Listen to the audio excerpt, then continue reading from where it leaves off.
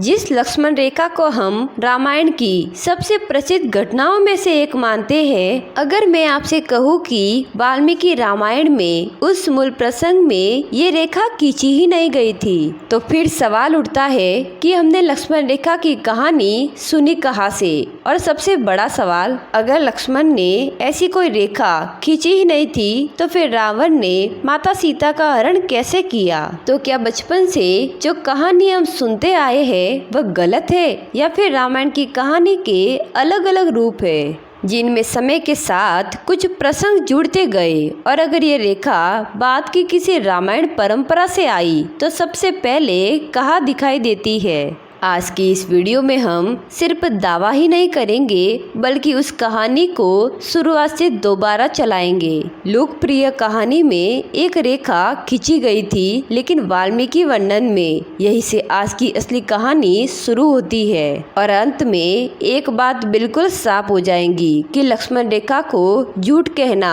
कितना सही है और इसे वाल्मीकि रामायण की मूल घटना कहना कितना सही। इसीलिए वीडियो को बीच में मत छोड़िए, क्योंकि असली सच तो शुरुआत में नहीं बल्कि बिल्कुल बीच में पता चलेगा।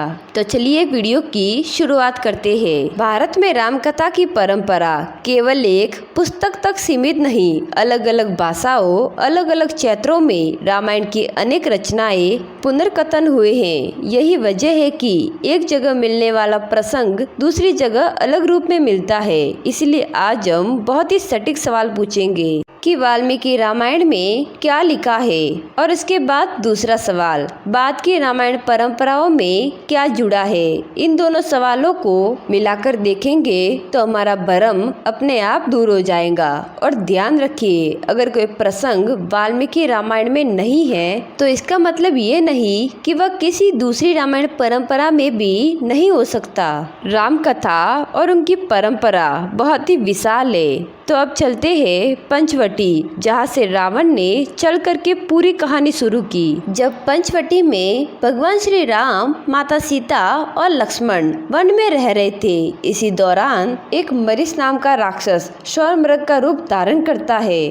माता सीता उस हिरण को देखकर आकर्षित हो जाती है और भगवान श्री राम को उसे लाने का आग्रहती है। भगवान श्री राम मारिच के पीछे जाते हैं और लक्ष्मण को माता सीता के पास रहने के लिए कहते हैं। अब कुछ ही देर बाद जंगल से एक आवाज आती है। वो ऐसी आवाज थी जिसे भगवान श्री राम पुकार रहे हो ऐसी प्रतीत होती है। यही मारिच की चाल का सबसे महत्वपूर्ण हिस्सा था। माता सीता चिंतित हो जाती है। उन्हें लगता है कि भगवान श्री राम किसी संकट में है। वह लक्ष्मण से भगवान श्री राम के पीछे जाने के लिए कहती है, लेकिन लक्ष्मण तुरंत तैयार नहीं होते, क्योंकि उन्हें संदेह था कि ये कोई असामान्य आवाज नहीं है। भगवान श्री राम इतने शक्तिशाली है कि कोई साधारण राक्षस उन्हें संकट में नहीं डाल सकता। यही से कहानी में तनाव बढ़ता है। एक तरफ माता सीता चिंतित थी और दूसरी तरफ लक्ष्मण जी को ये विश्वास था कि भगवान श्री राम को कुछ नहीं हो सकता। और फिर माता सीता और लक्ष्मण के बीच में ऐसा संवाद होता है जो लोकप्रिय टीवी रूपांतर की तुलना में मूल वाल्मीकि पाठ में कहीं अधिक तीखा है। माता सीता बार बार लक्ष्मण से कहती है कि राम की सहायता के लिए तुरंत जाओ, लेकिन लक्ष्मण समझाते हैं कि उन्हें किसी अनहोनी की आशंका नहीं है। लेकिन अब माता सीता की चिंता भय में बदल चुकी थी। वाल्मीकि रामायण के अरण्य कांड में इस संवाद के दौरान माता सीता और लक्ष्मण के बीच में कठोर शब्दों का आदान प्रदान भी मिलता है। आखिरकार लक्ष्मण वहां से चले जाते हैं और अब यही वह जगह है जहां लोकप्रिय कहानी और वाल्मीकि की वर्णन के बीच सबसे बड़ा अंतर सामने आता है। लोकप्रिय दृश्यों में हम देखते हैं लक्ष्मण जाते समय जमीन पर एक सुरक्षा रेखा खींचते हैं। कहता है कि माता सीता उस रेखा को पार ना करे, लेकिन वाल्मीकि रामायण के उपलब्ध अरण्य कांड में उस प्रसंग में ऐसी कोई सुरक्षा रेखा का वर्णन नहीं मिलता है। बस इतना समझिए कि लक्ष्मण जाते हैं और माता सीता आश्रम में अकेली रह जाती है और फिर रावण आता है। बस यही से हमारे मन में एक और सवाल उठता है कि अगर रेखा थी ही नहीं तो फिर लक्ष्मण रेखा आई कहाँ से। रावण माता सीता के सामने सीधे असली रूप में नहीं आता है, वह तपस्वी भिक्षु के वेश में आता है। ये बात बहुत ही महत्वपूर्ण है क्योंकि रावण का सबसे बड़ा हथियार उसका छल था। वह माता सीता के सामने ऐसा रूप लेकर आता है जिससे उसके वास्तविक उद्देश्य पर तुरंत संदेह नहीं हो। वाल्मीकि के वर्णन में रावण और माता सीता के बीच का संवाद होता है। इसके बाद रावण अपनी वास्तविक पहचान और उद्देश्य प्रकट करता है और माता सीता का हरण कर लेता है। लोकप्रिय कहानी में हमारे दिमाग में यह दृश्य आता है कि लक्ष्मण रेखा को रावण उसे पार नहीं कर पाया। रावण ने माता सीता को बाहर बुलाया, माता सीता ने रेखा पार की और हरण हो गया। लेकिन वाल्मीकि रामायण के वर्णन में वह सुरक्षा रेखा वाला पूरा ढांचा ही नहीं है, यानी कि रावण का छल तो मूल कथा में है, लेकिन लोकप्रिय रेखा पार करने वाला दृश्य बाद की परंपरा से जुड़ता है। और सबसे बड़ा सवाल, अगर वाल्मीकि में नहीं है तो ये विचार पहली बार कौन से रामायण में दिखाया जाता है? तो आखिर लक्ष्मण रेखा कहाँ से आई? लक्ष्मण रेखा का विचार बाद की रामायण परंपराओं में मिलता है, विशिष्ट रूप से बंगाल की कृतवासी रामायण में और तेलुगु रंगनाथ रामायण में परंपराओं के संदर्भ में इसके विकास की चर्चा मिलती है। इसका मतलब ये है कि राम कथा अलग अलग क्षेत्रों में अलग अलग साहित्यिक संस्कृति के रूप में अलग अलग है, यानी एक कहानी पीढ़ी दर पीढ़ी आगे बढ़ती है, उसके साथ नए प्रसंग की लोकप्रिय हो जाते हैं। लक्ष्मण रेखा का एक शानदार उदाहरण ये भी है कि एक तरफ वाल्मीकि वर्णन में जहाँ लक्ष्मण आश्रम छोड़ते हैं और रावण अवसर पाकर आता है, और दूसरी तरफ लोकप्रिय परंपराओं में जहाँ लक्ष्मण एक सीमा बनाते हैं और वही सीमा आगे की घटना की प्रतीक बन जाती है। और धीरे धीरे ये प्रसंग इतना लोकप्रिय हो जाता है कि लक्ष्मण रेखा सिर्फ रामायण का शब्द ही नहीं रहा, आज वो हम रोजमर्रा की भाषा में कहते हैं कि लक्ष्मण रेखा पार मत करना, यानी एक कथा का प्रसंग एक मुहावरे में बदल गया। अब सवाल उठता है कि हर लोगों को लक्ष्मण रेखा इतनी निश्चित घटना क्यों लगती है? इसका एक बहुत बड़ा कारण है कि जब भी हम रामायण की कथा टीवी, फिल्मों में, चित्रों में और बच्चों की किताबों के जरिए करोड़ों लोगों तक पहुंचती है, तो अलग अलग परंपराओं में दृश्य हमारे दिमाग में एक साथ मिलते हैं। टीवी पर कहानी का दृश्य बनाना पड़ता है। अगर एक पात्र कहता है कि मैं तुम्हारी रक्षा के लिए एक सीमा छोड़कर जा रहा हूँ, तो दर्शक उसे तुरंत समझ लेता है।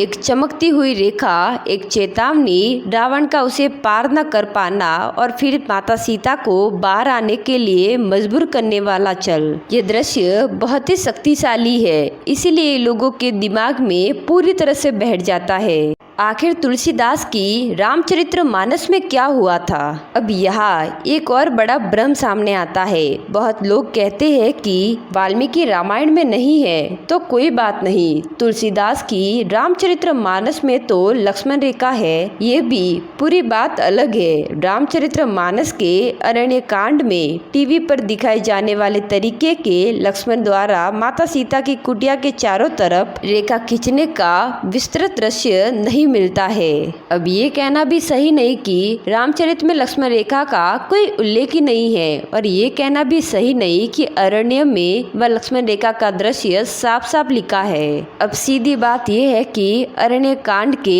हरण प्रसंग में लोकप्रिय दृश्य नहीं मिलता है, जबकि बाद में लंका कांड में रेखा का संकेत आता है, और यही छोटी सी बात पूरी बहस को बदल देती है। और सबसे बड़ा सवाल, क्या माता सीता ने लक्ष्मण रेखा को पार किया था?